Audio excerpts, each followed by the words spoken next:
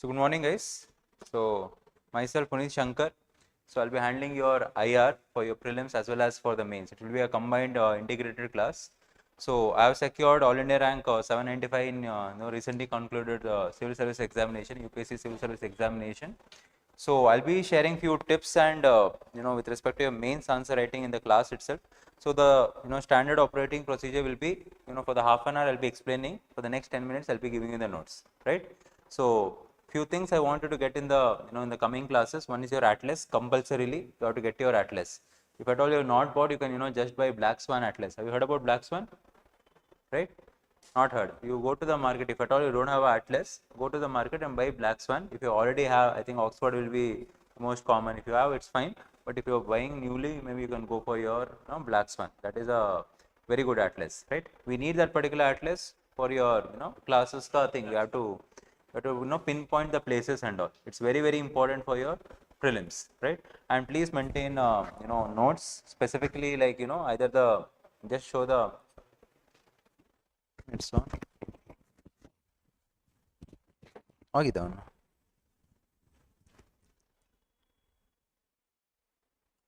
On ಆಗಿದೆ.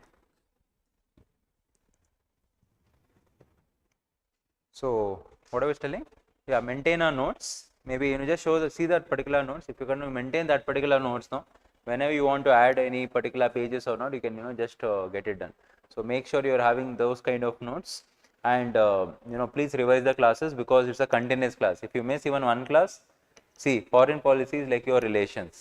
If you miss one particular thing, you won't understand what is the relation between this country and that country, right? So make sure you're revising and coming, and don't miss the classes. I'll be concluding in another maybe 12 or 13. My target is 12.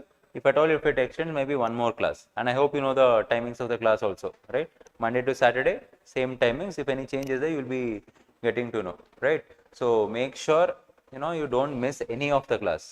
It's compulsory that you have to attend in that particular sequence. Everything is connected.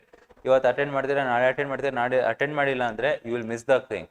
Thursday ಆದಮೇಲೆ ಏನೂ ಅರ್ಥ ಆಗಲ್ಲ. So IR is like that, where a lot of you have to understand the basic things, and a lot of explanation goes. So make sure you're not missing any particular class, right?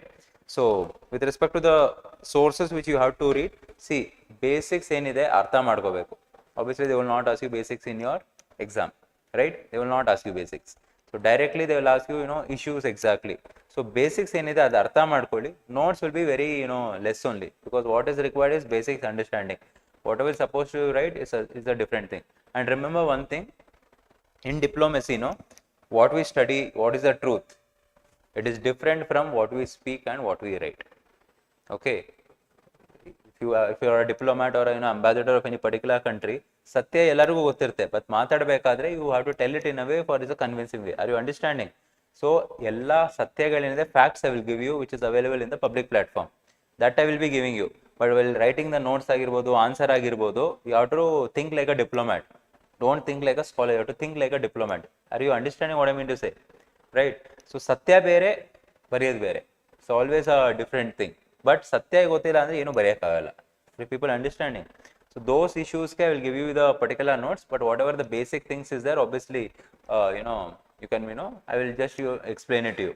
And if at all for those particular things, if you want to, for the future reference and all, if at all you want to make your running notes of it. If you make running notes, it's fine.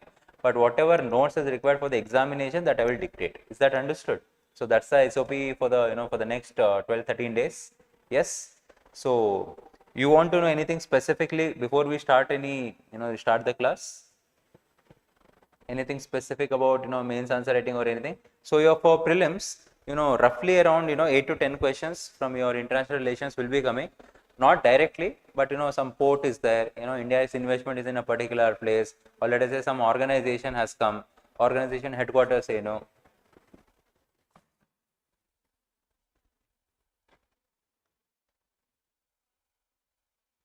ನಾನು ಅಡ್ಡ ಬಂದ್ಬಿಟ್ರೆ class cover ಆಗ್ಬಿಡ್ತಲ್ಲ.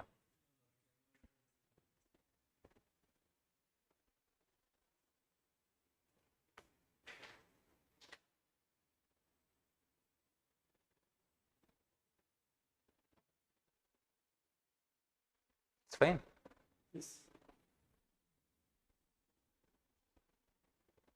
Okay. I should see like this, sir.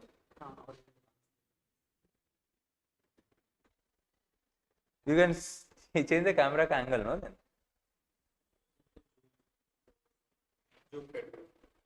ಅದನ್ನ ಮಾಡ್ಬಿಡಿ better. ಅವಲೇ teach like this. Camera ಎಲ್ಲಿದೆ by the way? This is only, no? So you can, however you want to change the camera. Or you zoom out, that is better. Hmm.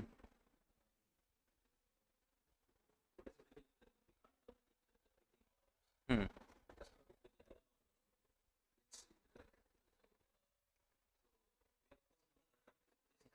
Hmm.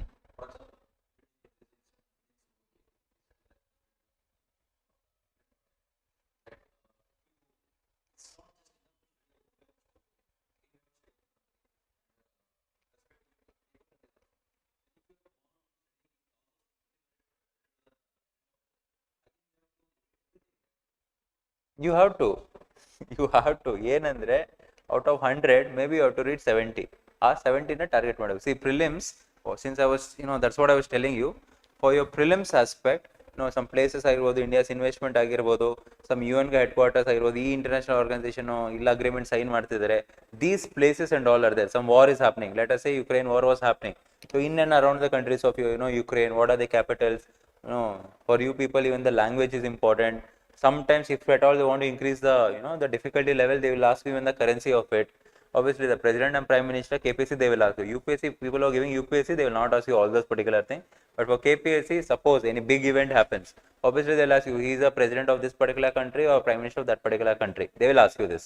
So anta time only you should have that particular information. See, every country's, if at all it is in the news, 4-5 information is basic compulsory. One is obviously with the president or prime minister. Second is with respect to the currency, capital and language, and third is the neighboring countries. This is compulsory. Apart from that, usually one city put yav continental ide, or this particular river flows through how many countries. These kind of questions will be asked in prelims. Okay, so roughly around 10 to 12 questions directly or indirectly will be coming from your IR only, right? So for your mains aspect, you have to understand the issues, you have to analyze the things. Alli idella baralla, ಇದೆಲ್ಲ ಪ್ರಿಲಿಮ್ಸ್ಗೆ ಬೇರೆ ಥರ ಇರುತ್ತೆ, ಮೇನ್ಸ್ಗೆ ಬೇರೆ ಥರ ಇರುತ್ತೆ. So ಇಲ್ಲಿ major ಆಗಿ ಏನು ಬರುತ್ತೆ, it's about the issues. If at all recently would have heard about Chabahar port. Chabahar port ಅಂದರೆ ಏನು, what is the issue, why India is investing in Iran, what is America's problem with respect to this, ಇದೆಲ್ಲ ನೀವು ಅರ್ಥ ಮಾಡ್ಕೋಬೇಕು.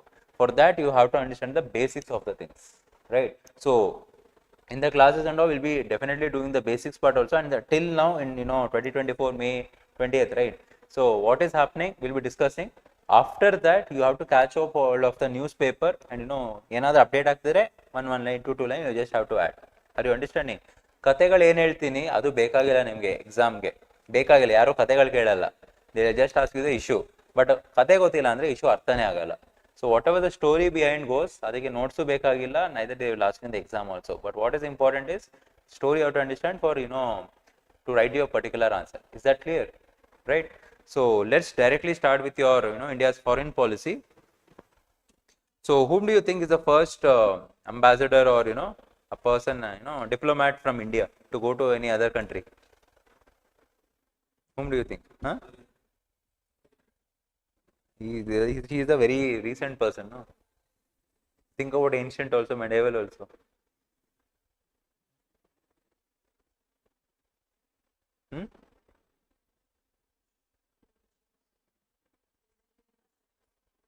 Even before that. Think. It is usually told Hanuman is the first ambassador from India to Azuranu ಹೋಗ್ಬೇಡಿ, in a noted way it's usually considered Hanuman, right? So it is in that particular way. But if you consider in terms of data, history, without considering the mythology, if you see this particular person,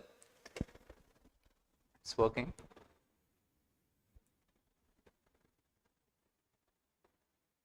So obviously from India, before India comes, Megasthenes had come to India. Megasthenes was the ambassador of which particular king?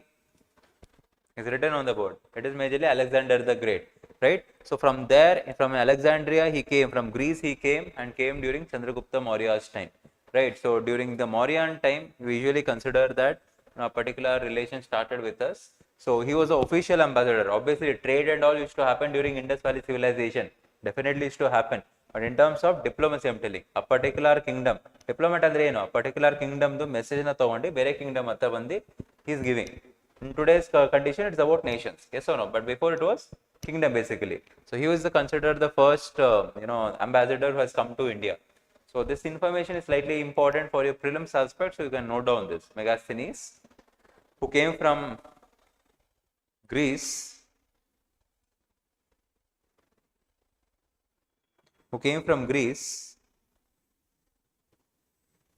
at the court of Chandragupta Maurya. Today's day, Patliputra is the capital of which, what is the new name of Patliputra? Patna, right? Capital of, obviously, Bihar.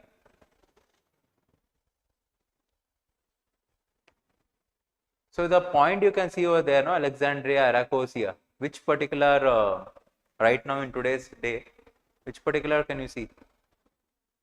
It is your Afghanistan, Iran, that particular border, right? So have you written down Chandragupta Maurya? Then you also write, he wrote a travel oil, that is nothing but traveling memoir, travel oil called Indica, Indica, Indica.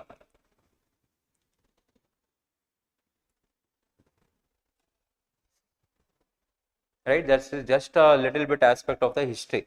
Now let's directly move to your India's foreign policy, or for that matter any country's foreign policy. So what do you think will be included in a foreign policy usually?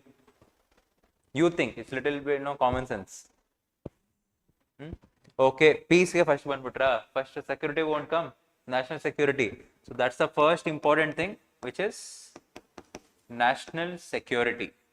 That's a major objective. I'll give you notes for this, but just participate in the class. National security is the first and foremost objective of your India's foreign policy. Then, okay, economy part, which involves your trade. Good. Then,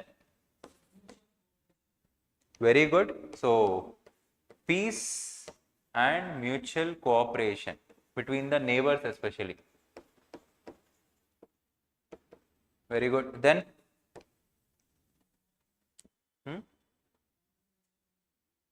non-aggression. You're telling all the elements of Panchasheel. But generally, what should be a part of your India's foreign policy? Foreign policy. Very good. Resource sharing, especially in your bordering nations. Resource sharing, especially when it comes to your water, minerals to less extent, but majorly your water, right? Water and forest, right? Then abiding by international conventions. Very good point. This is a very, very important point. Abiding by, let us say, global order, rules and conventions, right? Then anything else you want to add? Anything else you want to add apart from these 5? What about security? National security, what all things will come? If you consider India, Pakistan, what is the major problem? What is the major problem? Terrorism, cross-border terrorism, that's a major part when it comes to, let us say, India and Myanmar. What is the major problem?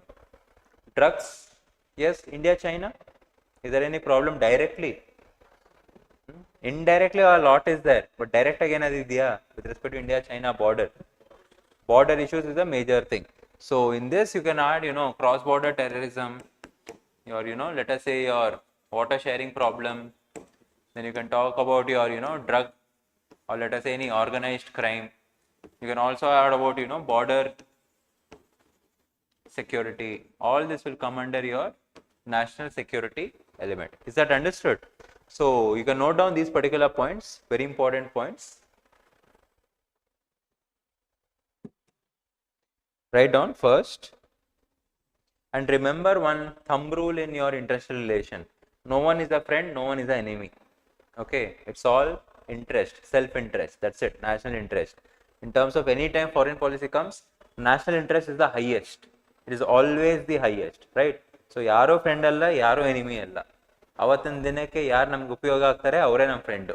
ಅವತ್ತಿನ ದಿನಕ್ಕೆ who is opposing us, he is the enemy. That's it. Okay, so who is the friend of India in terms of nations?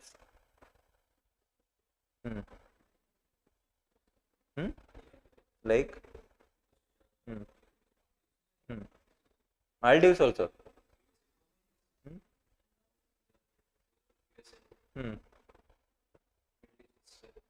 So who is enemy? So sentence ಮುಂಚೆ ನಾನು ಏನಂದೆ? No one is a friend, no one is an enemy. It's all national interest, right? Obviously they are being friendly to us, Russia or Israel and all, they have been friendly to us. That doesn't mean they will always remain friends. We can hope for it, but not always, right? So write down, safeguard national interest in terms of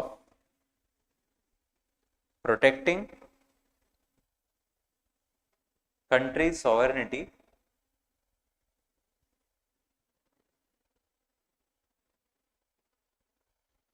and promoting external security.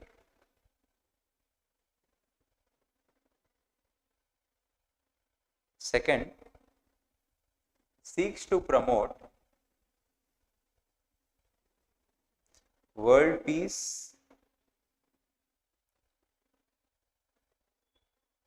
prevent or resist military threats,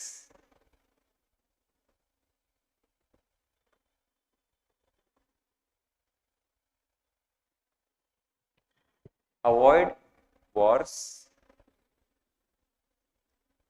and maintain peaceful neighborhood.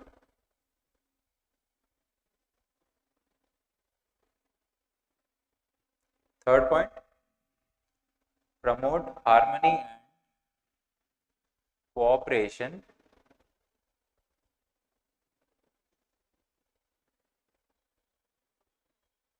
among the nations.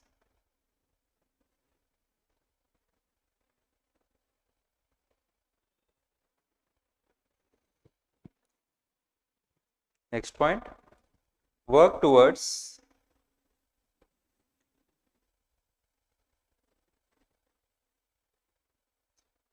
realization of equal rights of all the people and nations.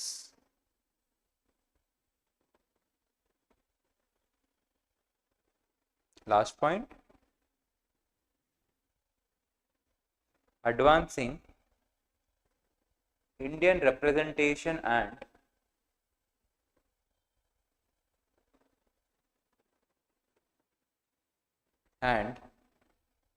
leadership on matters of global governance.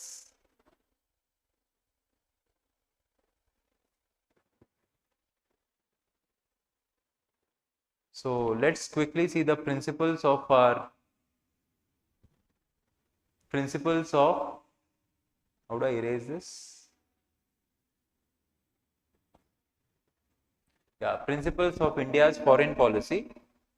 See the first one, Panchasheel. We'll discuss this one by one in detail, but you can just note down in the starting itself. Panchasheel principles. We'll discuss this majorly in your Nehruvian policy as well as India-China relations. Then non-alignment, anti-colonialism, anti-imperialism, and anti-racism. What is the difference between colonialism and imperialism? Colonialism and imperialism को difference है ना?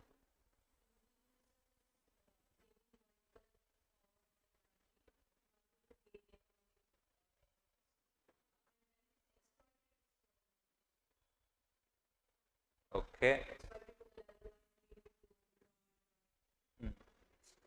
Which is more dangerous, imperialism or colonialism? Sure.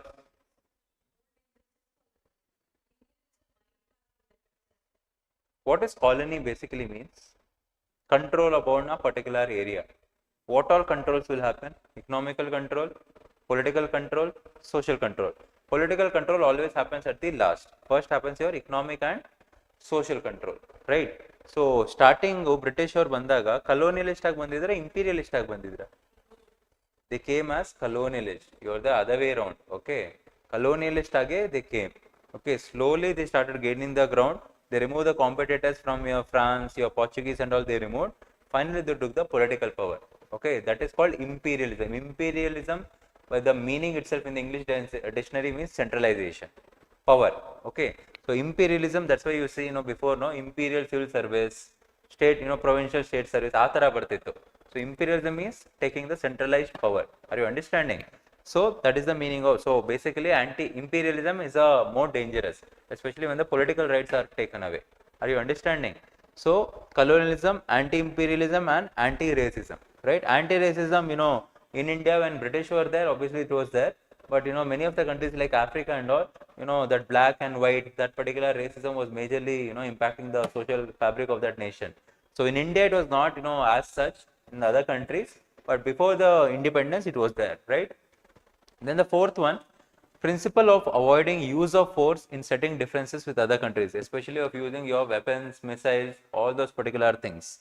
Then strengthening United Nations and other global and regional organizations for the development of international laws. These 5 points are very, very, very important. Whenever they ask you either in the interview or for that matter in your writing your mains, whenever the principles will come, these 5 points should be there. Is that understood? I'll give you the notes for Panchashila and non-alignment in a while, but you can note down these particular points.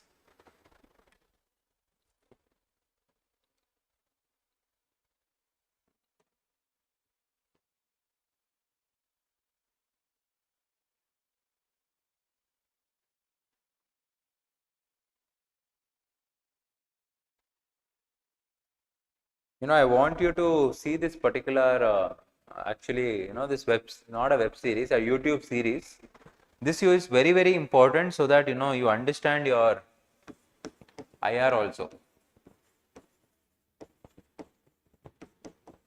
Pradhan Mantri series, which is present in your ABP News. It is a series of, roughly 27-28 episodes. So from your 1946 to 2013, before your Prime Minister Modi became, till that particular era, this series is there. So make sure you watch this. This is just about post-independence. I'll give you two choices. Either you read Bipin Chandra this fat book or you watch this particular series. It ಮಾಡಿಲ್ಲ ಅಂದ್ರೆ post independence ಅರ್ಥ ಆಗಿಲ್ಲ ಅಂದ್ರೆ it is impossible for you to understand the grasp of your polity. It is impossible to understand economy. It's impossible to understand your IR and security. So this is very, very, very important. Okay. So I don't know whether post independence you have studied or not, but it's a quick way of getting everything is a half an hour episode, maximum 14 hours it will take for few hours. But without this, you cannot understand England, your economy or polity or IR and all. So make sure you watch it, at least finish it off, right? So written all the 5 points.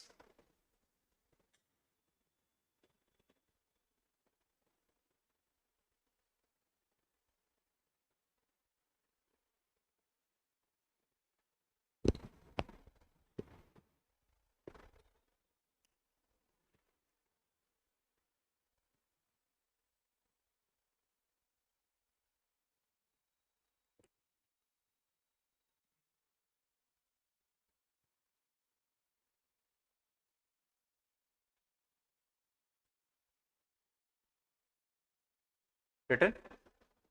So next, let's go to the evolution of a foreign policy. Quickly, I'll give you a brief of what happened during these prime ministers and all, so that we can directly come to the states later, to your nations later. So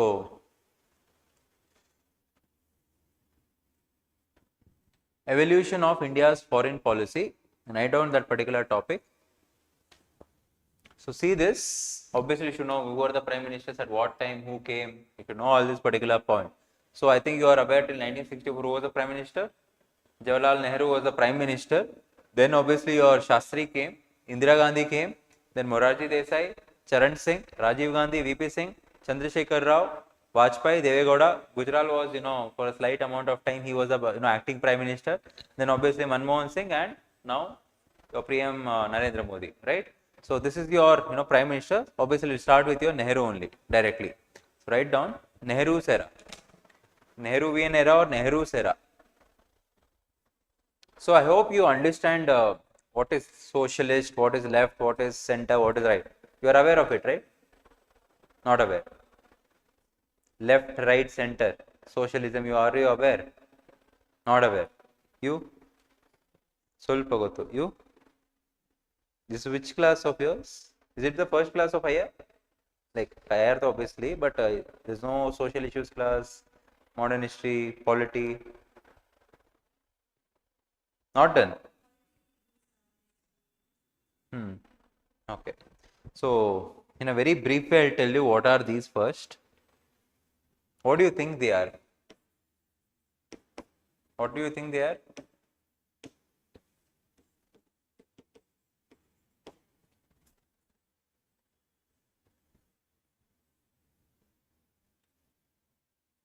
Yeah.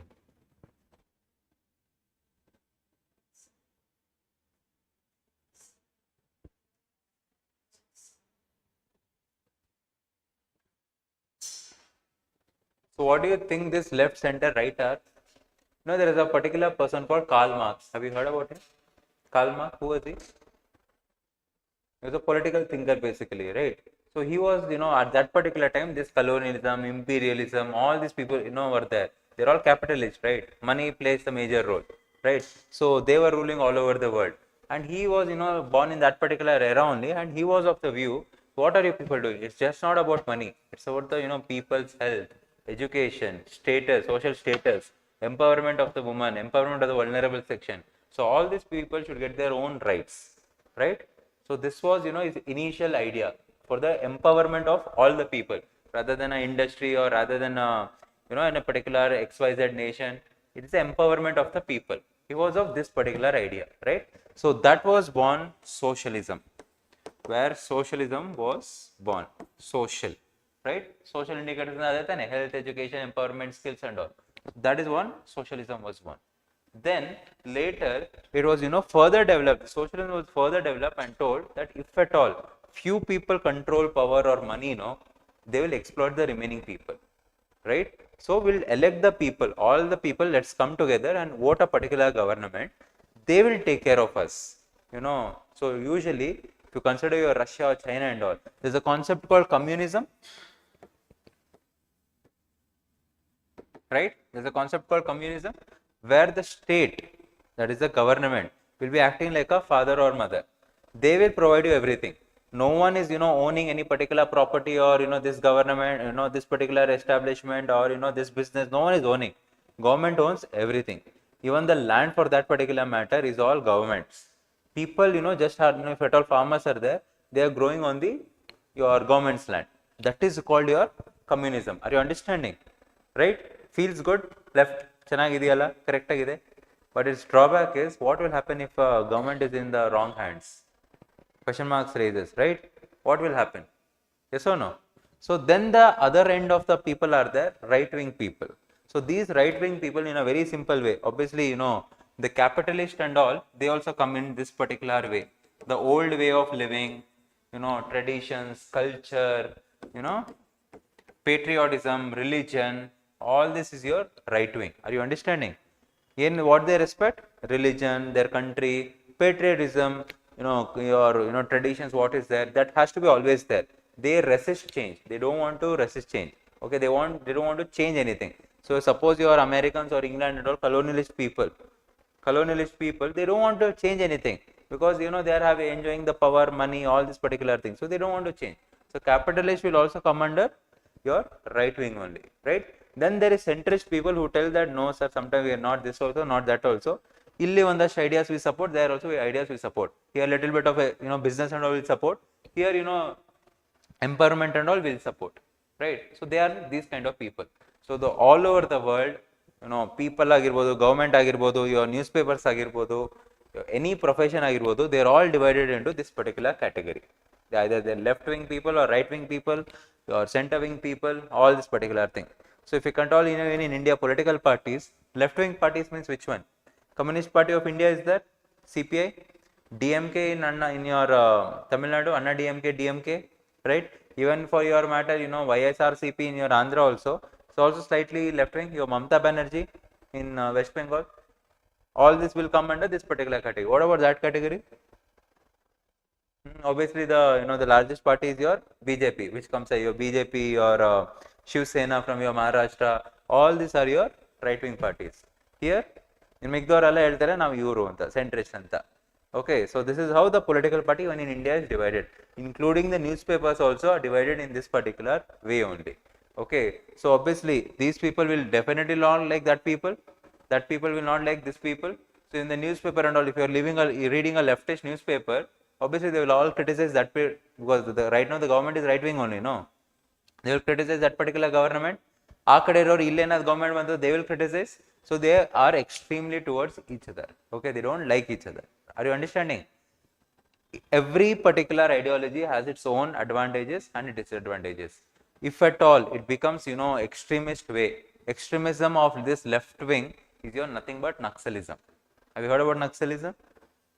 Northeast or East India and all, you heard, no? Naxalism, they're all your extreme form of your left wing. Alli ಏನಂದ್ರೆ they want to remove the people who are in power and get their own people who are in this particular ideology to the power, and for that extent they will go to any extent, violence ಆಗಿರ್ಬೋದು, right, what Naxalists do, they kidnap people, they extort money, right, what they do. So all this will come under your extreme form of your left wing extremism. That itself is called left wing extremism, that is your Naxalism. Right wing ಅಲ್ಲಿ ಏನಾಗುತ್ತೆ, extreme ಆಗೋಯ್ತು ಅಂದ್ರೆ fundamentalism, terrorism. Are you people understanding? So in the all, don't just think in terms of India, all over the world you think fundamentalism, terrorism and all will be converted by your right wing ideology only. Are you understanding?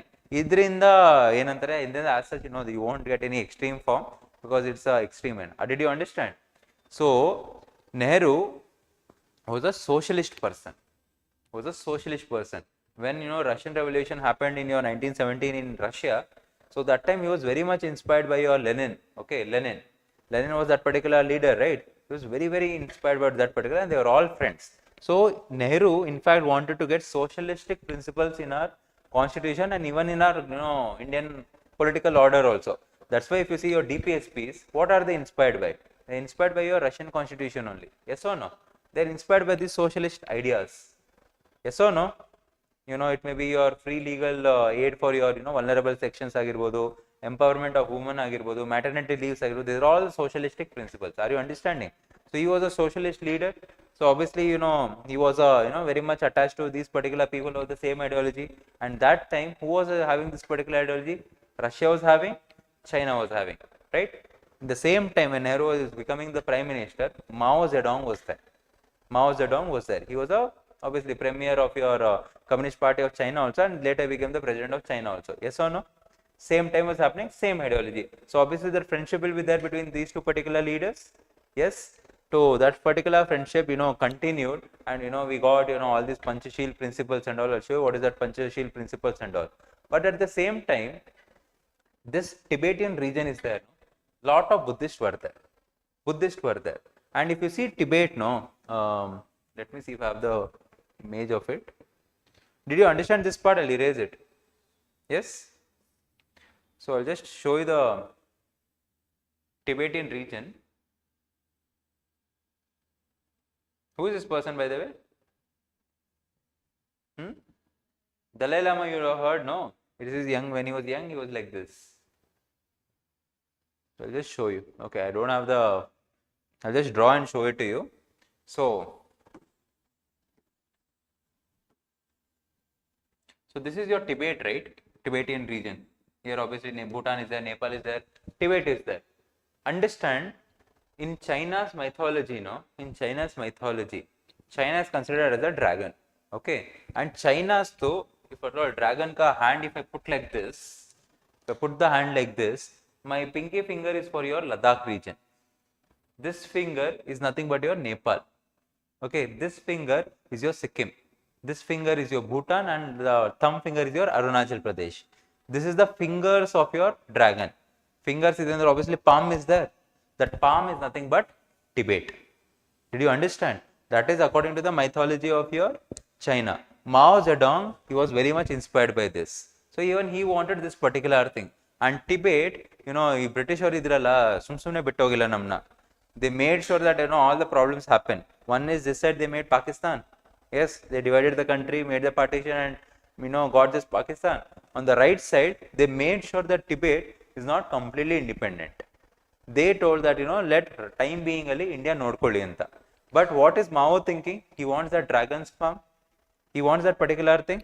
But India is having such right now the control. Yes or no? So at that particular time when Mao and Nehru spoke, they told that okay fine. Nehru told Mao that okay fine. If at all you want it, since anyway adalla bhoomi mele enu illa, there is nothing because it's a plateau, right?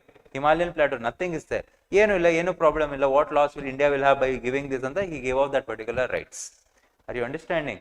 So that is the time Mao started getting control of your Tibet. Yeah, but in this Tibet, who is there? Dalai Lama is there. Tibetan Buddhists are there. It is their country, right? So as soon as the Chinese soldiers came, what will they do? They have to go somewhere, otherwise they will get killed. That particular time, from there they ran to this particular place called Dharmashala. Dharmashala. Even today, Dalai Lama lives in your Dharmashala only, and all the Tibetan Buddhists and all are present over there only. You are aware of this, right? Even the Tibetan personnel of the citizens and all, we get special treatment even in India. You are aware of this, no? They'll be wearing this color cloth only, actually little bit brighter color. So they'll be wearing that particular cloth. You would have seen them, right? Tibetan Buddhist and all. So they came to Dharmashala. Now who will not like this? Who will not like this? Mao Zedong will not like it because till they are there, they cannot control. China is a communist party. Communism only devarnalla nambala. They are all atheist. Okay, China doesn't have an official religion and all. Buddhism is followed, but they don't have a religion, right? If at all Tibetan Buddhism is always present over there, control, right? So ಅವ್ರನ್ನ ತೆಗೆದುಬಿಟ್ರೆ China can completely take over. Even today, no, they have understood that they cannot eliminate Buddhism. So what are they thinking is they want to make a Chinese citizen as the Dalai Lama. Dalai Lama is a position name. It's not the name of a person. It's a position's name. They want to make a Dalai Lama from a Chinese origin. That is what their aim is. So ಇವತ್ತಿನ ದಿನಕ್ಕೆ Dalai Lama is here. He has found his successor.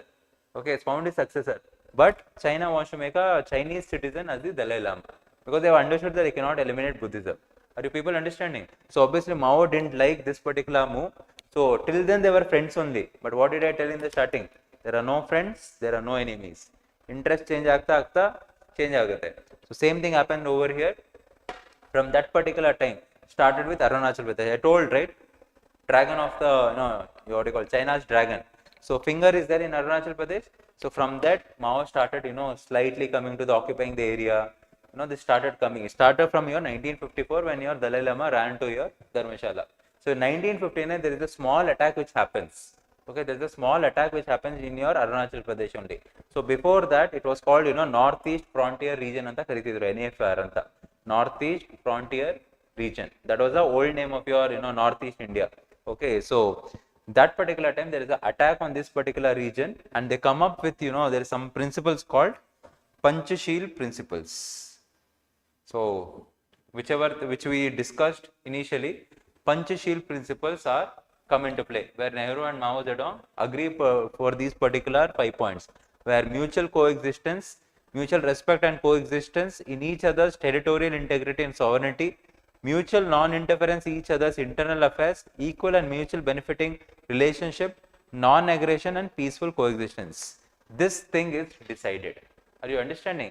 This thing is particularly decided between India and China. So this always had a cushion for making it even more worse. But in the year 1962, obviously Chinese army come and show aggression in the Arunachal region also, even in your Ladakh region also. Because of this, war starts. Right? Obviously, India though didn't expect, especially Nehru though would not expect from a friend. Yes or no? So Nehru, it is told that Nehru was, really sad because of this Maoist move, and he was, really disturbed for the next 2-3 years that, they attacked us. We believed in them. Before this particular time in, somewhere in 1958-59, See, to understand this, that's what I was telling. World history, your post independence gottidre, otherwise every time I have to go back, since you will not be knowing. In a very brief way only I can tell you. So China is there like this. Kalgade Taiwan is there. Yes or no? Just going back to the basics. Taiwan is there. China is a very big country, but it's a big country, but major civilization is present over here. Yes or no? Melgade enide? Russia is there. Yes. So communism is very much natural to spread. So if communism is spreading over here, I told left and right don't like each other. Right ಅಲ್ಲಿ ಯಾರು ಇರ್ತಾರೆ? Capitalist people. Who are the capitalists in the world order that time? America. America and British is the major capitalist. Obviously they will have to stop spreading this communism. Yes or no? If it spreads here, there is something called domino effect. Ill spread agate. Already Korea is also under this particular category only. Ikkade kalgade India ide. If India goes north, whole Indian Ocean only melgade tane India kutkondirodu. Whole of Indian Ocean will go up. So it's very very important that they have to stop this communism. So obviously they will interfere here. Yes. Illi kalgade Taiwan ide. So what USA did, they started supporting Taiwan. They told, we'll give you democracy, we'll give you equal rights. Communism leno, government is controlling everything. Even today, if you see China, press is controlled, your rights and all basic rights, even though government gives you, but you cannot speak anything against the government. Yes or no? So all this particular thing is taken care by the government, but it doesn't give you enough rights. So what America told Taiwan, that we'll give you democracy, we'll give you voting rights, we'll give you everything. You be our friend, our ally. So illi Taiwan became a major ally. Okay. So the whole global order is controlled by obviously America. You are aware of it, World War II admele. So this part of China is not happening. Yes or no? This is the major part. Till your 1954 to 55, this was only recognized as major China. Okay, this was only included in your P5, permanent 5 countries alli. This Taiwan was only included, and an option was given to India. It is told in a, some people tell it's a conspiracy, some people tell there is no proof for it, but it is told that India was given a chance to take up the permanent membership. But Nehru denied, telling it, let our friend take. Who is our friend? China. So it is told like that he offered that particular seat, and today which is the country which is stopping India from getting a permanent seat? It is your China only. So this is the history behind with respect to your Taiwan. So they were very good friends. Now if China comes and attacks India, and Nehru is the prime minister, obviously he'll feel bad. He was shocked also. Obviously India never expected that any particular war will happen, especially with China. Pakistan we were aware because 1948 allo agate one war. 1965 ಮುಂದಕ್ಕೆ ಆಗುತ್ತೆ. But we can expect at least by Pakistan because it's always a tension state, right?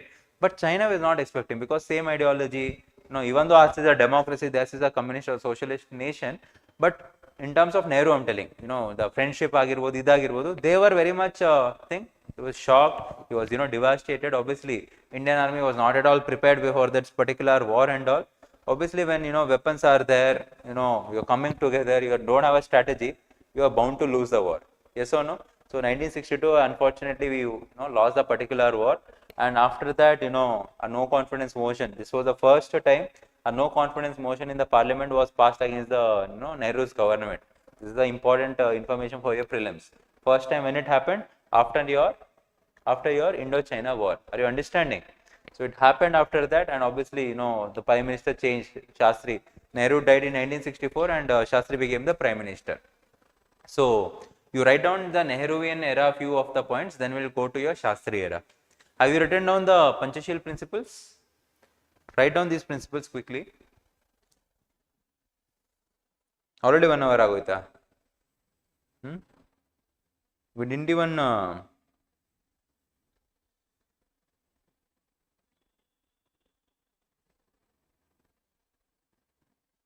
I'll give you the notes. First you write down the Panchashil principles. Did you understand with respect to India-China? Same thing will come back again for India-China relations maybe on Wednesday. So remember the history part. Again there I won't repeat. Are you understanding? First 2-3 classes alli, obviously I have to tell you many things because you are not aware of the history part. But in later and all, obviously we will directly move to it. That's why ivattu ಸ್ವಲ್ಪ notes ಕಮ್ಮಿ ಇರುತ್ತೆ, but ಹೋಗ್ತಾ notes ಜಾಸ್ತಿ ಆಗುತ್ತೆ. Written? So one angle was China. Have you written down this? One angle was China, that was happening on a separate basis. One more angle, one more angle if you see, there was a movement happening called non-alignment movement. So 1947 we got independence, 1948 China got independence, 1948 again Korea got independence. Many of the nations got independence at that particular time. That time andre ಏನು ಅರ್ಥ 1947-48 ಏನು ಮುಹೂರ್ತ ಚೆನ್ನಾಗಿತ್ತಾ? What was it then? What was the relevance of that period? It was basically after your World War, right? 1945 World War II finishes. So that was the time. And in World War II, just understand the basics. World War II, who are the people? Just tell me quickly, which are the countries who are the Allied powers, who are the Axis powers?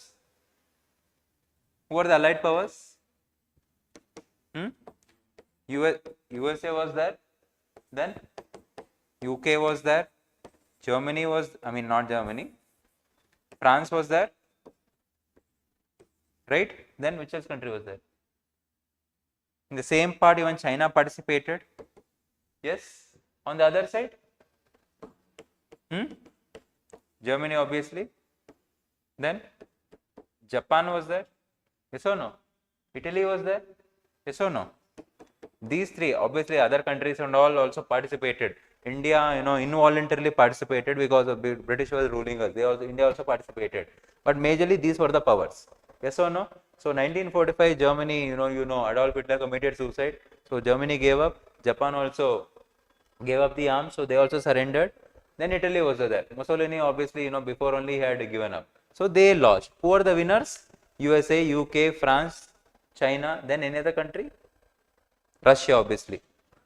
Russia. Right? So these major countries were there. Illi, who was a capitalist country? UK? What about UK, France? I mean USA was a capitalist country.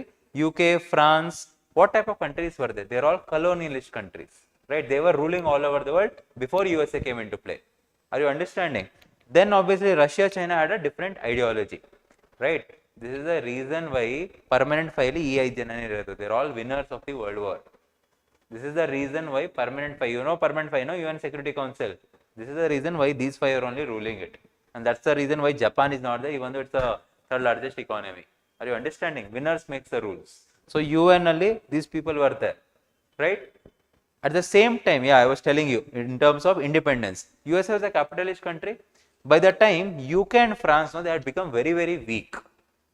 In terms of money agirbodu, in terms of economy agirbodu, politically, they had become very weak. So there was a pressure from Russia and USA to give independence. Okay, there was a lot of pressure. Okay, obviously UK hatra duddu irtillilla, because of the war they had a lot of people also, lot of money also. So the pressure was building up that you have to give up this particular independence. So at the same time India got independence, China got, Korea got, multiple countries, even in Africa, South Africa got, all these particular countries got independence. So it is not always that we fought for the independence and we got off like that. It was always that external pressure which mattered. Illa adu ಒಂದು pressure illilla andre ಜಪ್ಪೈ ಅಂದ್ರೆ 25 ವರ್ಷ ಹೋಗ್ತಿರಲಿಲ್ಲ British ಅವರು. Somehow they would have made something, ಇಲ್ಲ ನಾವು king ನಾವು queen ಆಗಿರ್ತೀವಿ, ನೀವು ಬೇಕಾದ್ರೆ ರೂಲ್ ಮಾಡ್ಕೊಂಡು ಏನೋ ಒಂದು ಮಾಡ್ಕೊಂಡು ಕುತ್ಕೊಂಡ್ಬಿಡ್ತಿದ್ರು.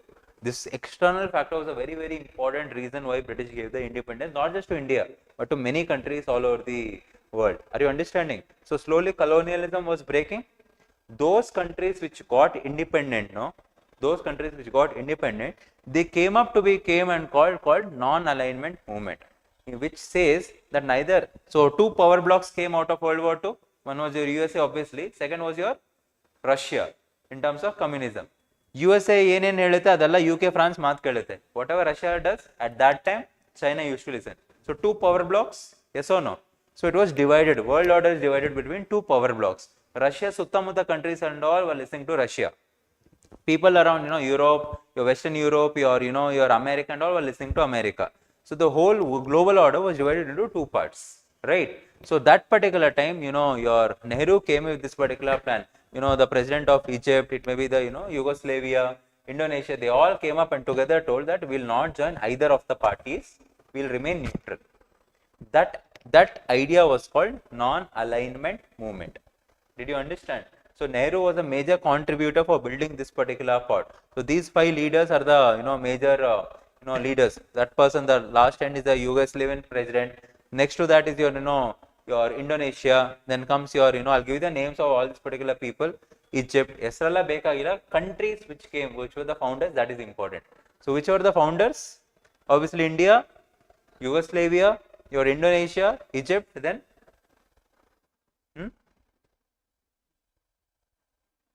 so all these countries are very, very important as the founder members of your non-alignment movement. Obviously, then on the matter, Russia also will criticize you, America will also criticize you. What are you doing? Either you take this side or you go against it.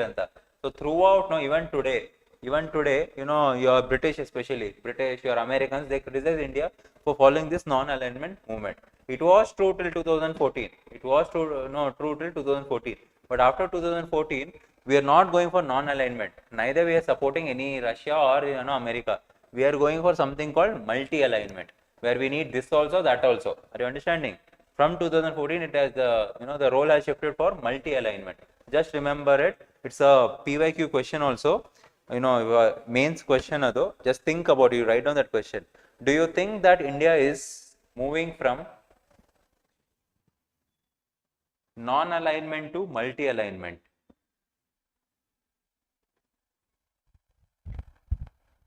Critically analyze. Critically analyze. So here you have to, if you tell yes, we are moving towards multi-alignment, you have to give the reasons. If you tell no, we are not moving, means you have to give the reasons, right? And in the last, you have to give the way forward, telling what is best for India. Are you understanding how to write what is the structure of the answer? Yes? I'll give you the notes for all this. Just one more point, I just want to touch upon your Tibetan crisis, then I'll give you the notes. So, the map is actually there. I'll show you the map. So, see, this is the map. This is what I was telling about. Okay. So, you can see this. China is here, Mongolia is there, Turkestan is there. This Turkestan is nothing but your all, Uzbekistan, your, Turkmenistan, it's all that particular countries. Then obviously Tibet is there, Southeast Asian nations is there. Are you understanding? So, in the same map, you see here, Korean part. So, how I told about China and Taiwan here, same way Korea is also bordering your China and Russia. So, obviously Korea also communism will spread. If communism is spreading, who will come and stop? Capitalism. So, that's why Korea got divided into two parts. North Korea, obviously communism spread over there. Russia and China supported it. South Korea, democracy spread, supported by your USA. So, even today you see South Korea is one of the most developed nations, because majorly because democracy is there, and North Korea, how North Korea is there. Complete dictatorship. You are aware of it, right? You are aware of North Korea, how things work, right? COVID ಬಂದಾಗ ಏನು ಮಾಡ್ತಿದ್ರು, shoot ಮಾಡಿಬಿಟ್ಟು ಸಮುದ್ರಕ್ಕೆ ಬಿಸಾಕ್ತಿದ್ರು. Okay, so you can understand communism in the long term, what has it resulted into? One kade Russia ide, ikade China ide, ikade North Korea ide. You might tell, okay sir, China is a very developed nation, sir. The thing is, Russia politically and economically always remained communist. Okay, China politically remained communist, but economically became capitalist. That is the major reason because of the growth of your China. Are you understanding? That's why Russia didn't grow economically that much, but China did. Are you understanding? Yes. So you can write down few points. Just be a little quick with respect to notes. So India under Nehru, you already written Panchashil, right? Next you write non-alignment movement.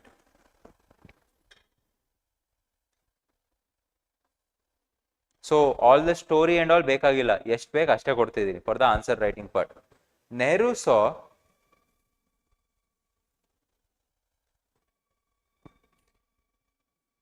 non-alignment as a guarantee,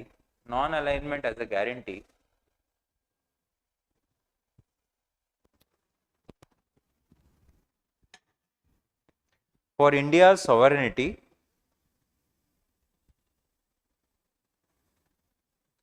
according to him.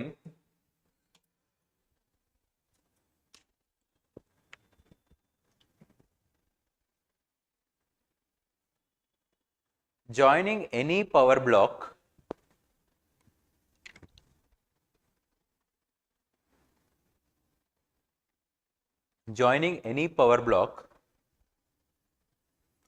would mean, put it in quotes, to give up your view and adopt other parties' view to gain their favor.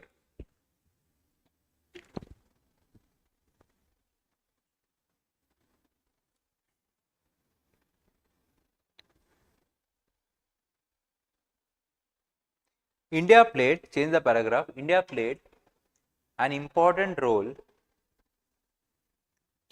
in forging non-alignment movement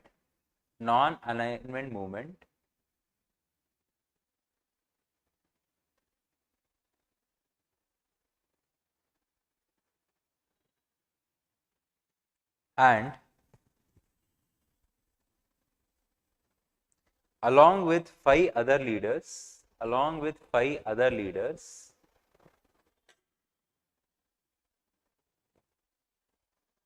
namely, write down the five leaders as well as their country. Obviously, Jawaharlal Nehru from India, write point wise. Abdul Nazir from Egypt,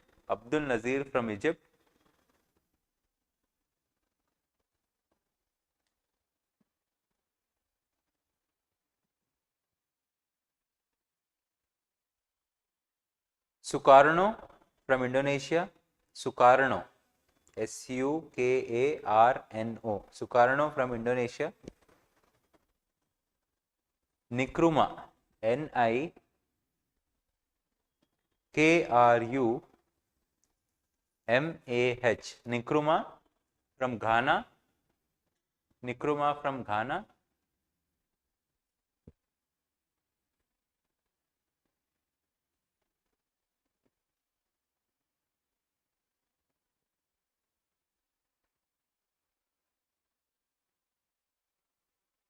and Tito from Yugoslavia.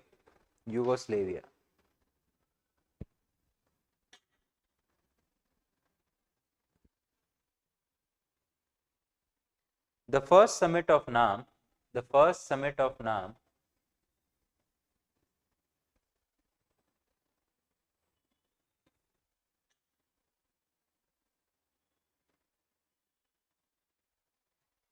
was held at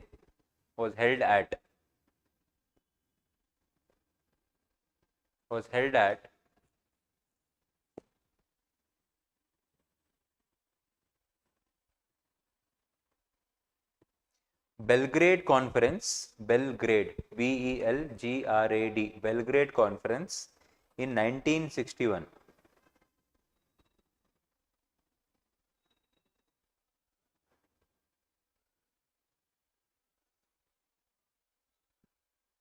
The non-alignment movement, just write NAM, NAM. NAM was a group of newly independent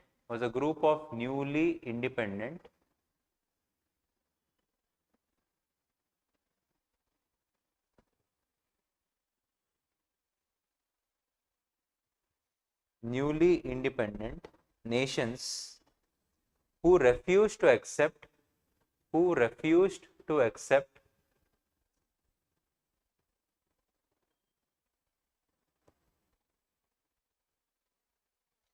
the dictates of former colonial nations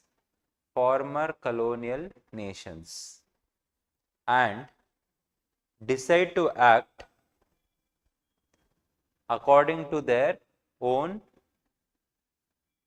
judgments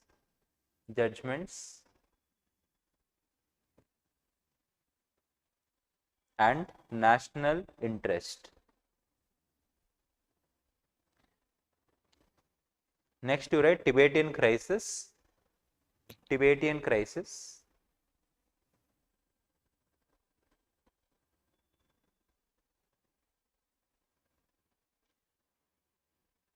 After the Chinese Revolution of 1949,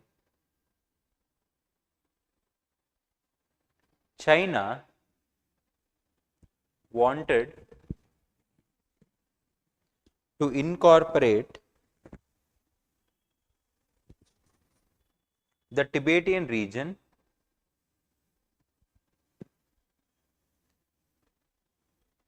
and claimed it as an integral part of China in 1950.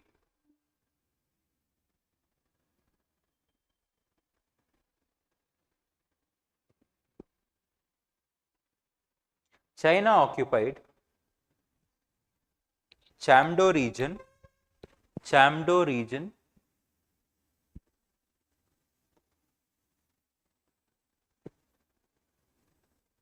Chamdo region.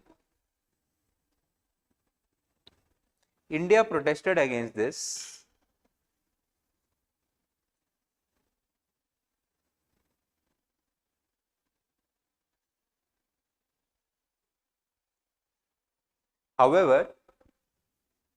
However, under Panchashil agreement,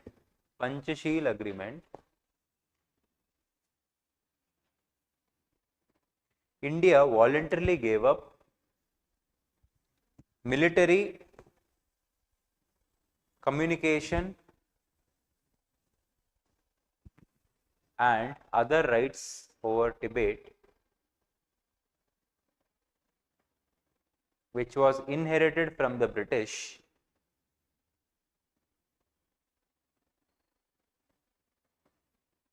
India also recognized China's claim over Tibetan region.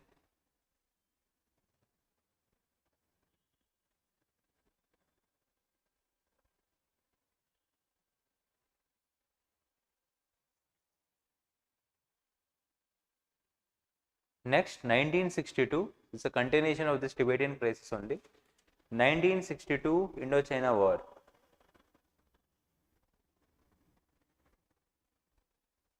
It was a border dispute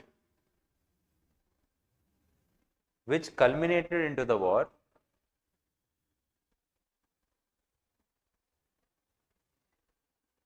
There were majorly two disputes.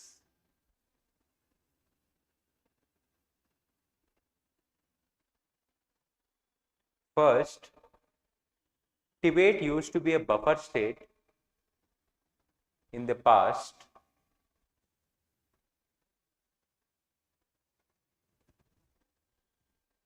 But its annexation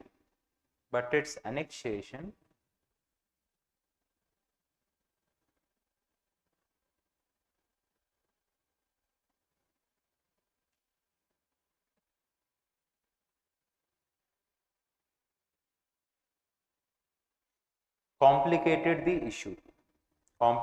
the issue.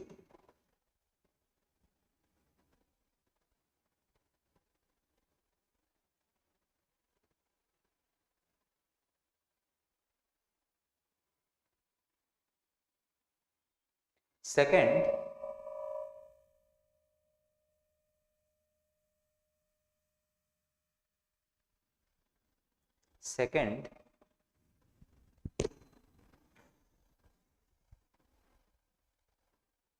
the border relation between India and China was decided by the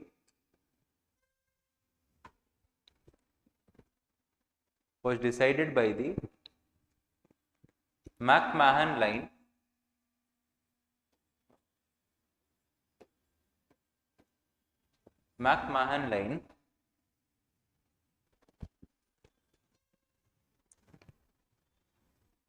during the British era. However,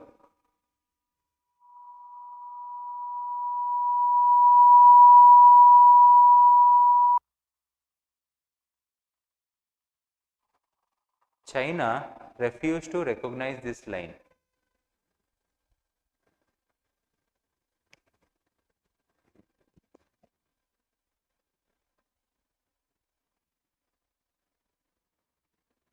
In 1957,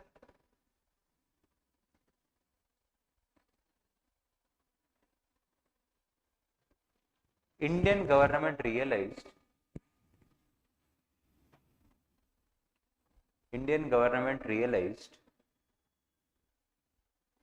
that a 1200 kilometer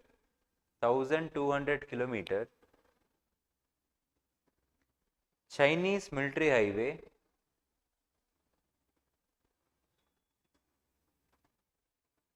passed through the Akshay Chin.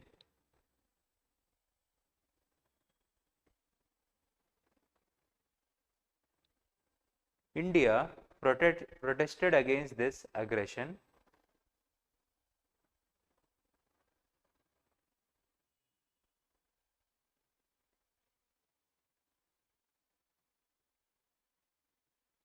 The border issues, along with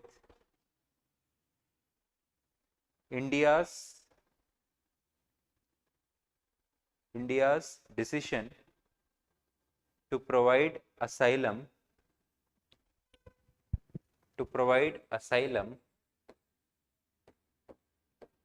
You understand what is asylum?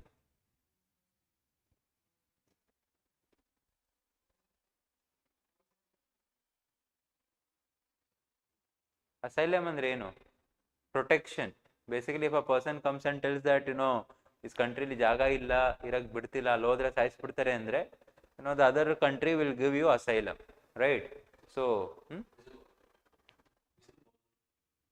whistleblower, yeah. So if you see Nalini's case in your, Russia also, maybe America.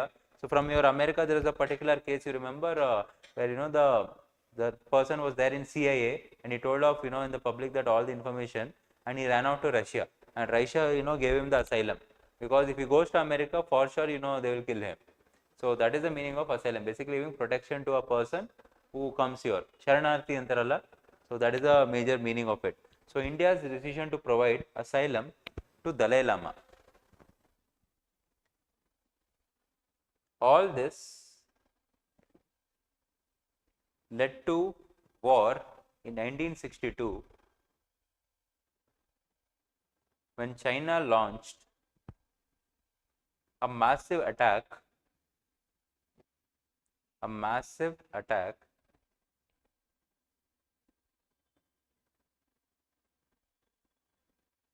on both Akshay Chin and Nepha. I hope you know where is Akshay Chin. Where is it? Ladakh basically. Akshay Chin and Nepha, northeast frontier region. That is nothing but Arunachal Pradesh. Okay. India retained, you write, with the help of USSR, India retained Akshay Chin, but India lost control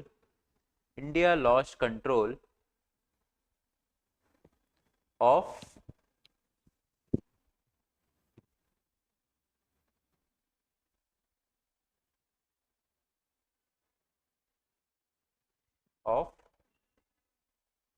Nepha. However, China, by the pressure of US and USSR, gave away the rights to India.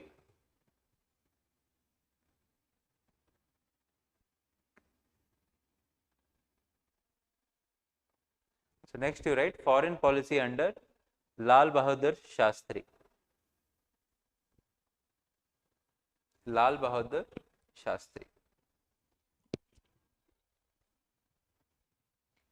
So just going for the basics before what happened, before your it goes to your Lal Bahadur Shastri.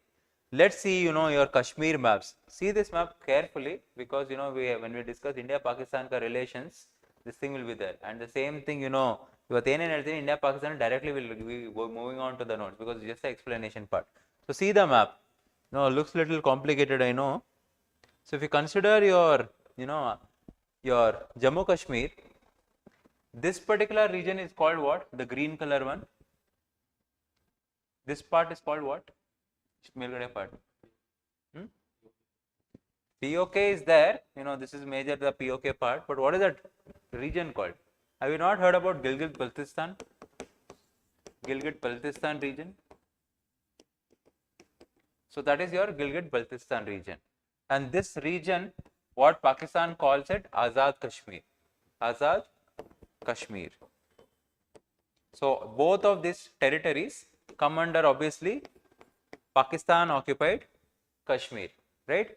Pakistan occupied Kashmir. Now you consider this particular yellow color part, if you consider that part, obviously it's Ladakh, now it has been demarcated more. If you see the demarcation, now it has been demarcated, this whole region is called Ladakh, including your Gilgit-Baltistan and obviously the Ladakh region. And this part is called what? Jammu Kashmir, which also includes your Azad Kashmir ka POK, right? So this is your Kashmir Valley. This is your Kashmir Valley, and obviously here you have your Jammu Valley, right? This is your with respect to geography, and this whole region is what? Ladakh, and this extreme end is your Akshay Chin. Okay, so China tells this should be the actual territory, and India tells this is the actual territory. So this whole Akshay Chin is right now controlled by your China only. Okay, and they want to further extend to your Ladakh region. Are you understanding? What about this part, pink part? So since this whole region was before it was under the control of Pakistan, what Pakistan did, they gifted off that particular region to China. When this was happening, you can see here 1984 Indian army actually went over there and occupied your Siachen glacier back. Okay, but Melgade part, can you see this, the shaded part, that was again gifted back to your China only, but still India claims that is our valley. This was the only thing which was successfully we captured. I think Siachen glacier is the highest mount, what do you call, war ground in the whole world. It's very at the high top, and it's very, very difficult. So usually rule enandre, the 6 months of your winter you're not supposed to go, right? Either of the armies you're not supposed to go over there. But Pakistan had actually always it has broken that particular rule. Because of that rule only Siachen glacier allo kutkondiದ್ರು. Fortunately India went over there and occupied that particular region. So how many regions this Kashmir is divided into? Obviously your Kashmir and Jammu Valley is there, then Ladakh part is there, Akshay Chin which is disputed, your Gilgit-Baltistan and your Azad Kashmir which is nothing but your POK region, then is your Shasgam Valley. This thing is there, this is nothing but Shasgam Valley. And obviously your Siachen glacier is there. Is that understood? Did you understand how the geography of Kashmir is divided into, right? So this whole region is there. Have you seen Uri movie? Nodidira Uri movie na? So when the terrorists and all will be coming, and even the Indian army, the special forces went over there, did you see the geography part? It is humanly impossible to survive over there. If not humans, nature will kill you. Nature will kill you over there. You cannot survive in that particular region, right? So that whole region is like that. And terrorists and all, most of the time from your Pakistan, they enter through here only, this valley only, and enter your Kashmir region. This is how the terrorists, that is only called cross-border terrorism. Since this part is controlled by Pakistan, it's very much easy to push the insurgents. Are you understanding? So they always do this. So in 1947, I hope partition happened. India-Pakistan partition happened. After the partition, what happened? People from Punjab were going to Pakistan. Pakistan in the ikade bartidru. So a lot of bloodshed happened, right? Based on your religion. Yes or no? Are you aware of this, right? In India, at least we accepted all the people over here, but in Pakistan they didn't accept. They either forcefully converted the people. If people were not listening, people were not converting, then they were murdering those particular people. You are aware of this particular fact, right? You have seen Bhag Milkha Bhag, no? Bhag Milkha Bhag, you know the history behind. Same thing it had happened. Even now, there's a region called Lajpat Nagar in Delhi. That is where all the refugees from your Pakistan, they had come and settled over there. So that region in South Delhi is your Lajpat Nagar. Okay. So even today the memories and all are there, especially among the older generation, right? So in 1940, after your independence, 1948 was there. If you see Kashmir, it's a very peculiar nation. Have you seen this movie called Kashmir Files? Kashmir Files, will towards the end he'll explain the history of your Kashmir, right? From Shankaracharya's era, you know that particular. Have you seen it? Nodilla. So it tells about Shankaracharya, how why Kashmir always all the Indian saints and all went over there. Shankaracharya from Kerala, Tamil Nadu, he went till over there. Why did he go? Majorly that region, is very much powerful in terms of spirituality. So all the saints, it may be your Shankaracharya irbodu, it may be multiple saints over there, they all Bharadwaj Muni agirbodu, they all went over there and meditated over there. including Swami Vivekananda, he also tells that Kashmir has that particular vibe or that energy which will give. So Kashmir was from anciently it was obviously very one of the beautiful plus spiritually thing, and later during medieval and all how the invaders had come and occupied and all. So during 1948 this region had become so much peculiar, means the king of Kashmir, he was a Hindu king, but all the citizens of your that particular valley, they're all Muslims. So obviously majority is there like that, and if a king is the in that place minority is a king only, yes, they will not listen. So Maharaja Hari Singh, who was the king of your Kashmir, he started feeling insecurity that any day the subjects of his own his own kingdom, the soldiers of his own kingdom will stop listening to him, and actually they will come and what do you call attack him only. He was always insecure about it, right? So I hope before getting the independence, Sardar Vallabhbhai Patel played a very important role in joining all the states. You are aware of Mountbatten plan, right? Mountbatten plan lenittu that Mountbatten make this particular plan that India, if they want to get independence, let them get independence. Pakistan they want, let them have the Pakistan. Remaining princely states and all, either you can have to join India or you have to join Pakistan. There was also a third provision also where he told that if at all princely states want to be remain independent, they can remain under. But Nehru, Sardar Vallabhbhai Patel, they got irritated. No, you cannot do all this particular anta. Because of that, the third provision was eliminated. Otherwise, imagine multiple Pakistans in among India means how it would be. And there were roughly 552 princely states present in India that particular time. So 549 states, they agreed to be included in India. Okay, some of the princely states which are present in this part, obviously they went to Pakistan, but 549 came to India. 3 states were there. One is your state of Kashmir, princely state of Kashmir. One is your Junagadh, and one more is your Hyderabad. Hyderabad, Nawabs and all were ruling, right? They initially told that they will not, they want to become a part of Pakistan. We don't want part of India. Obviously, Hyderabad, the whole thing is covered by India. It's not practically possible, right? So there was a police action, initiated by Sardar Vallabhbhai Patel, and it was an easy victory among Hyderabad. Junagadh also, Junagadh or Ulta. Junagadh, all the people were Hindus. The king was your Muslim, right? So there he wanted to join Pakistan, but the people over there didn't want to, join. So there was a plebiscite. You understand plebiscite, right? There was a plebiscite which happened where people chose they want to stay with India only, and the king ran away to Pakistan. So Junagadh was also occupied. But Kashmir, is a peculiar case. Maharaja Hari Singh, he was hesitant. He was like, let me have my own kingdom because anyway it's bordering. I will not go to even Pakistan. I will not go to India also. I will see. Give me some time. I think anta he made that particular decision. He told to Mountbatten also. But that will not solve. India is always proclaimed Kashmir. Yes or no? So there was something called instrument of accession. So what happened during this time? Maharaja Hari Singh still had not joined. 1948 agade independence sikkide. Pakistan is separate, India is separate, right? So Pakistan thought, okay, fine, this is the correct opportunity. Let's occupy the whole Kashmir. Pakistanis, they have a crazy obsession with the Kashmir. Like how Kashmir is here, Azad Kashmir is disputed. Here also Kashmir is here. In this province also, Kashmir is there. That is also equally beautiful how Indian Kashmir is there, right? So they are, very much obsessed with Kashmir. So what happened? There is something called Afridi tribes. Shahid Afridi kelidire hesaru, Pakistan cricketer. So his tribe, basically Afridi tribes. What Pakistan did, they sent these Afridi tribes through this particular region to enter to Kashmir. Okay, so obviously they were supported by your Pakistan only, but Esrag Mata tribes came and attacked anta helidru. Our time, ivatin dina gottu, obviously they were supported by Pakistan anta. So they came and attacked the Maharaja Hari Singh of Kashmir. Now he started panicking. He cannot trust his army also. Now someone is attacking. What will he do? Where is he has choice? What choice he has? Obviously he contacted Sardar Vallabhbhai Patel. Okay, so and Nehru and Sardar Vallabhbhai Patel, and they told, see, you have to sign this instrument of accession. Till you sign that particular instrument of accession, we will not send any of the army. Okay, and he was obviously, he didn't have a choice. He signed that particular instrument of accession, and obviously Indian army came over there and they removed this particular African tribes. Instrument of accession ಏನು ಹೇಳುತ್ತೆ ಅಂದ್ರೆ, except your defense, communication and money, economy, everything else you will have independence. But except these three, that is your defense, communication and economy, finance, more will be under the control of India. right?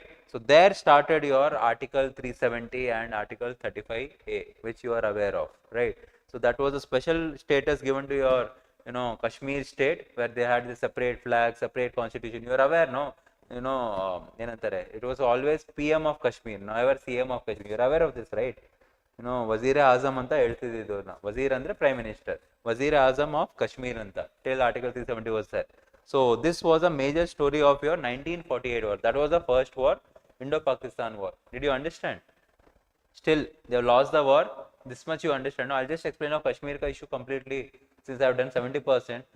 I'll just do till your abrogation of Article 370. This I will not repeat in your India-Pakistan relation. I'll explain off now only. Is that clear? There I'll just give you notes. Again, I cannot explain, right? It's again story. It took almost 25 minutes to explain this particular story. So I'll just complete of this particular story. So again, 1965 happened. Before that, 1962 war has happened, Indo-China, and India has lost. So Pakistan alli Bhutto was there. Okay. So what will he think? Bhutto, and there was a general also. So what he will think? Okay, India may be weak. At that particular time, USA was not supporting India, because India had taken help from your Russia. So obviously they will not like. So they thought, okay, fine, America is also there. Ikkada China also is in our party. So let's attack India. Anta, 1965 war happened. And that particular time, Lal Bahadur Shastri was your Prime Minister. It's not that easy, okay? It's not at all easy. And if you see this, if you see this particular map now, what happened? If you see this particular map, if you see this particular map, Pakistan started attacking here. They started attacking Gujarat. They also attacked Rajasthan. 3 places. Now at a country where we have come, Indo-China jate sotho bandidive, new Prime Minister. Nehru died right in between. He didn't finish his thing. So Lal Bahadur Shastri had to complete that particular term. Other timely we are suffering from poverty. We don't have food to eat. We don't have resources. America is going against us. What will you do at that particular time? At the same time, Pakistan attacks us. I think you are aware of this. Sudha Murthy had also told in one of the interviews, during the war, she had donated her, I think bangles or something, gold bangles for the nation's sake. Are you aware of this? Weekend with Rameshal Bandaga. He had actually mentioned that particular thing. Obviously, India doesn't have enough resources or money, but still, they have attacked us. There's a particular person called Khetrapal. Have you heard about it? Have you heard about Khetrapal? How many of you have seen this movie called Laksh? Laksh. You've seen? You've seen? Laksh. Hrithik Roshan. Nodilva? Array, that's one of the motivating movies, right? So, Khetrapal yaru andre, he was just 16 to 17 years. Okay, 16 to 17 years. Usually in the army at that particular time, 18 years officers ಮಾಡ್ತಿದ್ದೆ, and he comes from an army background only, or ತಾತ ಆಗಿರ್ಬೋದು, or ತಂದೆ ಆಗಿರ್ಬೋದು, he was there in the army. So obviously naturally he was also he was supposed to go to the army. This person was so much courageous that a particular point during this particular war had come, where this region is there, this region. Usually ಏನಾಯ್ತು ಅಂದ್ರೆ Pakistan army had come back. See, just imagine this, that is your Pakistan, this is your India. This is something called no man's land, where no one is supposed to go. ಇಲ್ಲಿ ಯಾರೇ ಬಂದ್ರು ಅವರು shoot ಮಾಡ್ತಾರೆ, ಇವರು shoot ಮಾಡ್ತಾರೆ. So Pakistan had come forward and occupying India ka thing. And it was such a situation that we had lost many of the soldiers from our side also. One tank was there, and these people were coming together. 4 tank ತುಂಬಾ ಜನ ಬರ್ತಿದ್ರು. At that part time, Khetrapal alone, single-handedly, he went with that particular tank, started attacking all these particular people, and to an extent where whatever grenades he had in the tank only, he just blasted himself off, and he killed many of them. Otherwise, by this time, at least this particular region is there, this was a part of your Pakistan. Khetrapal that day showed that particular courage. It went to that extent that the person, the army general of Pakistan, he actually tells, when he meets the Indian counterpart, Indian army general, he tells that Khetrapal, who is not there, this area would occupy, and he was one of the most courageous person who have ever, we have seen anta. If enemy is, appreciating, that means you have done something really big. So, Khetrapal, General Khetrapal, he martyred his life at the age of 16, 17 years. You can imagine, 16, 17, ನೀವೇನು ಮಾಡ್ತಿದ್ರಿ? PUBG ಆಡ್ತಿದ್ರಿ, ಯಾವುದೋ ಒಂದು ಪಾರ್ಕಲ್ಲಿ ಸುತ್ತಾಡ್ತಿದ್ರಿ, ಅಷ್ಟೇ ಮಾಡ್ತಿದ್ರಿ. At that time, he sacrificed his particular life. So even today, that's why in Indian Military Academy is there, no? Indian Military Academy, where they take the final oath after the training and all. At 8th ಮಾಡಬೇಕಾದ್ರೆ there is a particular step called Kshetrapal ಅಂತ ಬರ್ತಿದ್ದಾರೆ. ಆ step ಮೇಲೆ ಹೋದ್ರೇನೆ you will become a officer. You have seen that particular Lux song ಆದ ತಕ್ಷಣನೇ ಕ್ಷೇತ್ರಪಾಲ್ ಅಂತ ಬರ್ತಿದೆ ಇಲ್ಲಿ. That is the significance of that particular name. Did you understand? It's named after the soldier only. Did you understand? So obviously ಈ particular era, ಈ particular region, ಆ particular everywhere Pakistan was attacking. India has this particular thing that we never go. We first of all will never attack, and we will never go inside Pakistan and we will come back. Are you understanding? So what Lal Bahadur Shastri that particular time he made a very bold move. You remember Lahore is over here. In the map it is not shown, but Lahore is a port here, right? So what Lal Bahadur Shastri told, you know Indian Army, Indian Air Force, go and attack Lahore. Go and attack Lahore.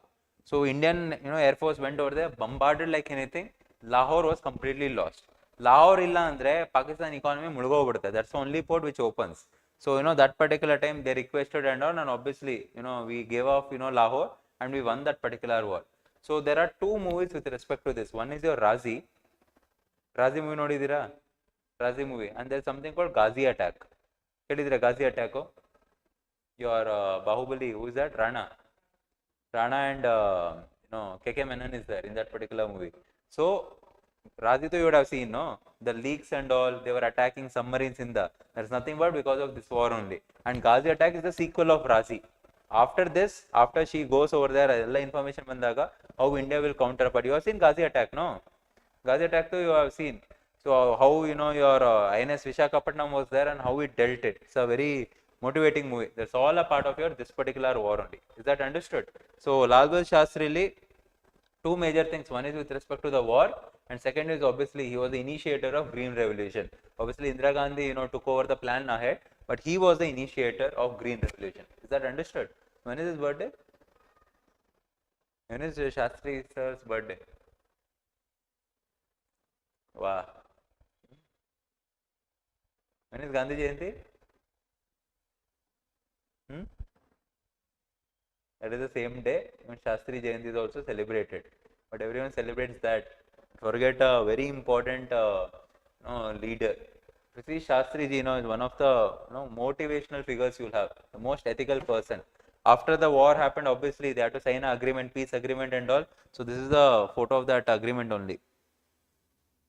See this photo. So see, this is your Sarvapalli Radhakrishnan that particular time. And obviously recently the movie also came, no? Monaksha. Have you seen the movie Monaksha? So that also your this war is mentioned over there, right? So there is a particular, I'll show you. Okay, that photo is missing, but he goes to Tashkent. Where is Tashkent? Uzbekistan's capital is your Tashkent. So obviously India also went over there. Your Pakistan ka Prime Minister also went over there to sign the agreement. After signing the agreement, that night only Shastri gets poisoned and he dies. And unfortunately no postponement postmortem of Shastri sir's body happens. Our sitting Prime Minister is poisoned and there is no postponement happen. A lot of question is raised, a lot of conspiracies are behind. So obviously you cannot discuss that all in the air and all when it is going, but there's a movie called Tashkent Files. Have you seen Tashkent Files? Movie ಇವತ್ತು ಹೋಗ್ಬಿಟ್ಟು ನೋಡಿ ಆ ಮೂವಿನ Tashkent Files. It's a very small 1.5 hours. You'll realize who are the people behind Shastri's death, who was benefiting outside India, who was benefiting inside India, who gained because of all this, and you'll get more clarity over there. It's a lot of question raises when a sitting Prime Minister. It's not that easy. Yaro MP no alla, MLA no alla. He's a sitting Prime Minister. He cannot get poisoned like that, right? So a lot of things. You see that movie Tashkent Files, you'll better understand, right? So obviously Tashkent declaration he dies, and immediately Srimati Madam Indira Gandhi becomes the Prime Minister, right? So before we move to Indira Gandhi, you write down the notes.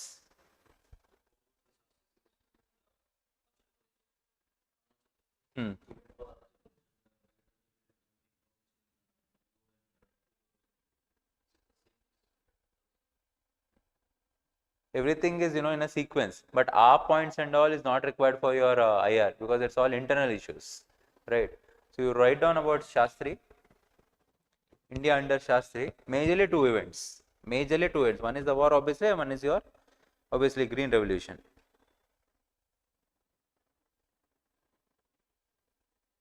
What slogan did he give? Anyone knows? Jai Jawan, Jai Kisan. One of the most famous, slogans. And now what is given? Followed by a Modi. Jai Jawan, Jai Kisan, Jai Vigyan. Then one more Jai is there. Jai Jawan, Jai Kisan, Jai Vigyan, and not aware. Not aware. Google it. Modi, is a poetic person. ಇದೆಲ್ಲ conclusion ಅಲ್ಲಿ use ಮಾಡಬಹುದು ನೀವು. These are the things which will be using in your conclusions only. Okay, you can mention, as PM Modi says, Jai Jawan, Jai Kisan, Jai Vigyan. If anything is related to science and tech question, science and tech is a very important driver for India's economy. ಅಂತ ಏನೋ ಒಂದು ಆ ಥರ conclusion ಮಾಡಬಹುದು. Are you understanding? So whenever he gives speeches and all, note it down somewhere. Some 25-30 ಹಿಡ್ಕೊಂಡ್ರೆ conclusion ತುಂಬಾ ಚೆನ್ನಾಗಿ ಬರೀಬಹುದು and they'll give you very good marks at all you're writing. Always quote your PM or president and all. Whenever you cannot, conclusionally way ಇರೋದು, this is the way. You have to make note of all this. ಇದೆಲ್ಲೂ ಸಿಗಲ್ಲ ನಿಮ್ಗೆ ಇದೆಲ್ಲ. So just see the last 2 years speeches, every sector ಅಲ್ಲಿ you would have told 100% he will tell something or the other. Right? So write down. First one, Indo-Pak War, 1965. So you have understood the Kashmir issue, no? Okay. War happened, right? Just remember till that. Tomorrow I'll discuss Indo-Pakistan in detail. Remember, war ಆಯಿತು 1965 ವರೆಗೂ. After that, why Article 670 had to be abrogated? What was the security situation? What is related to Pakistan? We'll discuss that in little detail tomorrow. Okay, tomorrow or day after, whenever we discuss India-Pakistan. India's neighborhood ಅಲ್ಲಿ first discuss ಮಾಡೋದೇ Pakistan ಜೊತೆ. Okay, so India China you have understood, no? At least in 1962. Pakistan you have understood in 1965. Understood, no? Further story we'll do in next 2 days. Because without understanding Kashmir issue, you don't understand what is Article 370, ಏನಕ್ಕೆ ಮಾಡಬೇಕಾಗುತ್ತೆ, ಏನಕ್ಕೆ ತುಂಬಾ ಅಷ್ಟು ಅವಶ್ಯಕತೆ ಇತ್ತು. Obviously, it's always remain the important topic for you. KPSC, that is a very, very important topic. They will ask you Article 370 because KPSC ka mains, did it happen before the abrogation or after? After, I think. But there is no question asked with respect to Article 370. And since we are celebrating 5 years of it, abrogating of it, so obviously it's very, very important for your exam, right? So write down. 1965 war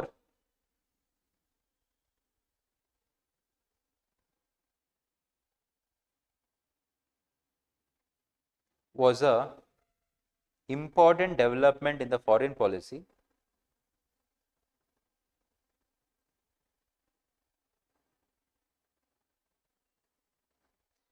The war was an undeclared war. It was an undeclared war.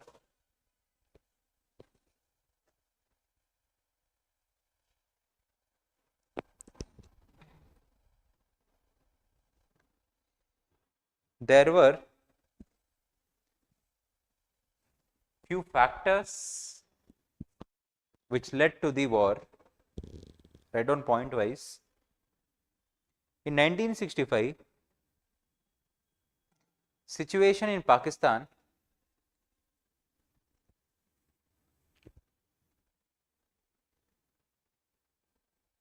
became very volatile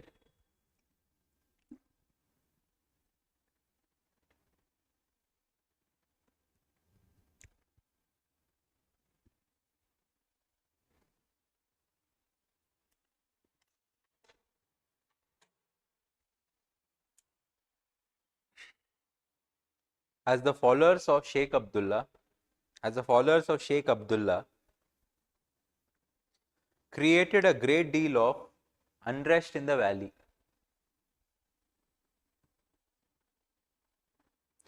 Hence, Pakistani leadership thought time was right for the intervention.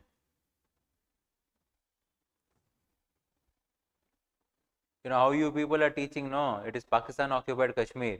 Even in Pakistan they are teaching that right now whatever Kashmir we have, no, it's all India occupied Kashmir anta. That is how it is thought. ಏನು ಅನಿಸ್ತದೆ ನಿಮಗೆ, ಪಾಕಿಸ್ತಾನದ ಇಂಡಿಯಾದ ಅದು Kashmir?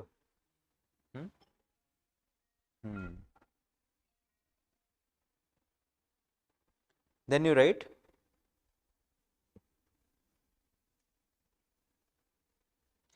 Also, Pakistan was equipped with superior military weapons which it had acquired from USA.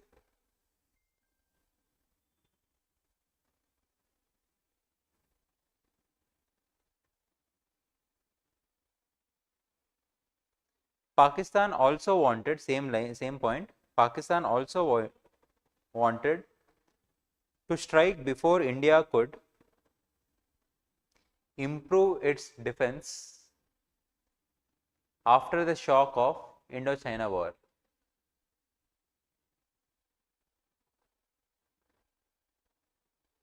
Third point, Pakistan was also emboldened by its ties with China, which aimed at isolating India.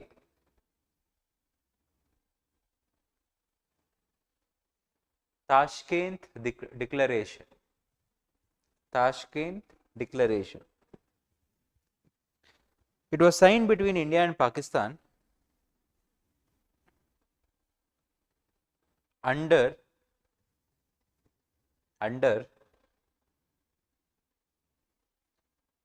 mediation of the Soviet Union. At that time, it was Soviet Union. What are we talking about?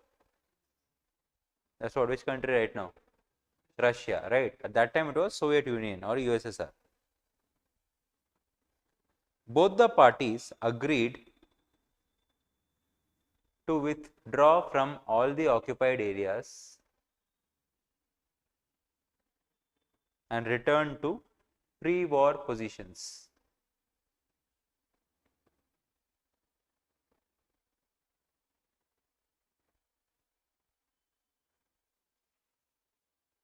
However, Tashkent Declaration failed to resolve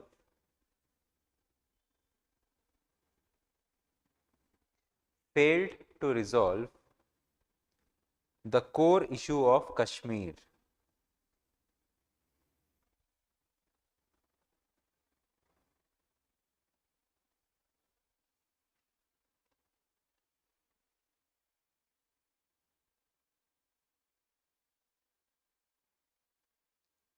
From the Indo-Pak War, two things were clear. From the Indo-Pak War, two things were clear. One was no country except Malaysia and Singapore was prepared to come out openly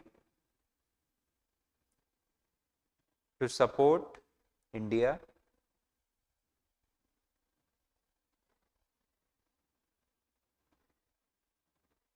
even Soviet Union, after reiterating Kashmir was an integral part of India,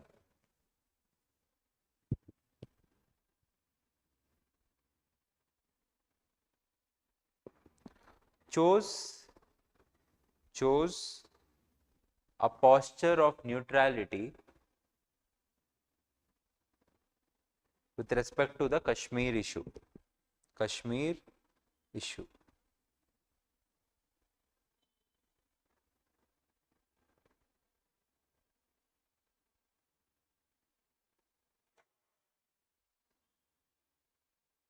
So tomorrow we'll do Indira Gandhi, Rajiv Gandhi, and Manmohan Singh and Narendra Modi as well, the major things. Then we'll discuss your Act East policy, your South Asian policy, neighborhood first policy in a brief way. So that will, tomorrow's class it will be consumed by that particular part. From Wednesday we'll start with neighborhood nations, right? Starting obviously with your Pakistan and China, then we'll move to the remaining 6 nations, right? Is that understood? Yes. So make sure you are, seeing those particular things which I'm telling, because ಅದೆಲ್ಲ ಒಂದಷ್ಟು things you have to see by your own self. I cannot do it all this in there. ನಿಮ್ಗೆ ಹೇಳ್ಕೊಡಕ್ಕೆ ನಾನೇ ಸಿಗಾಕೊಳ್ಳಿ unnecessary ಆಗಿ. So you see those particular things, start watching Pradhan Mantri series. Without that you won't understand IR or polity or economy. Pradhan Mantri series is a very very important thing which you have to see it. Okay, otherwise you read Bipin Chandra ka post independence ka is this thick book, around 1200 pages is the Spurti book. Either you read that particular thing, either of it you should know post independence. Is that understood? Ivatin dinaka I understand first class, second class and all. Few of the stories I can tell you, history part I can tell you, but ಇದೇ ಮಾಡ್ಕೊಂಡು ಹೋದ್ರೆ IR I cannot do. If I stick upon post independence modern ಪ್ರತಿ ಸಲ ಅದಕ್ಕೆ ಹೋಗಬೇಕು ಅಂದ್ರೆ I cannot finish IR. So that's why I'm telling you, do the basic minimum and come, so that we can further continue, right? So thank you guys. Tomorrow I'll meet you at the same time. I hope you liked the IR. Interesting. Yes, I know notes of a was a lot of story goes behind explaining this. Yes, thank you so much guys.